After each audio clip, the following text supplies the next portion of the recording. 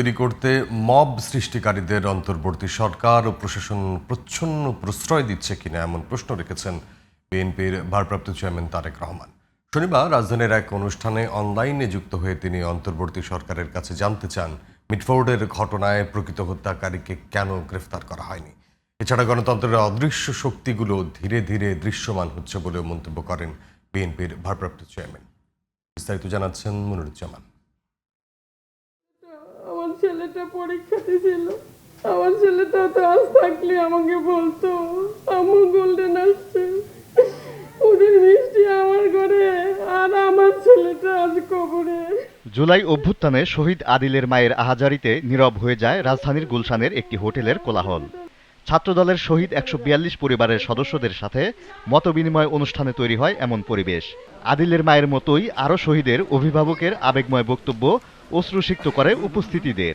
আমার সন্তান পুলিশের গুলিতে নির্দয়ভাবে ওখানে পড়েছিল। আমাদের একটাই প্রাণের দাবি, আওয়ামী লীগ যেন কোনো মতেই মাথা ছাড়া দিয়ে না উঠতে পারে।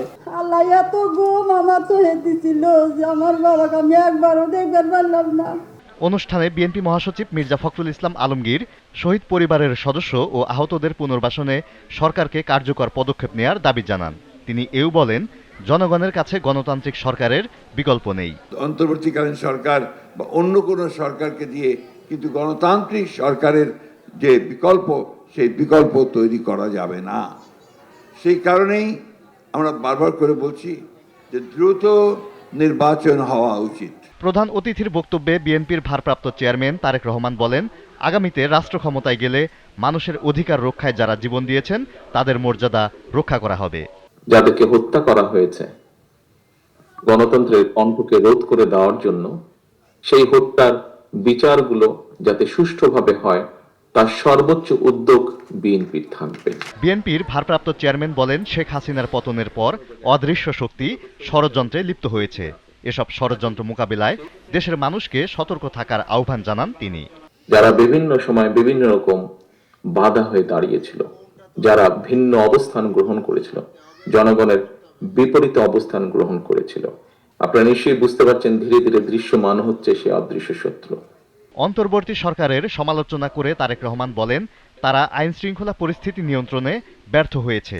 অপরাধীদের কোনো দলীয় পরিচয় নেই মন্তব্য করে তাদের বিরুদ্ধে ব্যবস্থা নিতে সরকারের প্রতি আহ্বান জানান তিনি।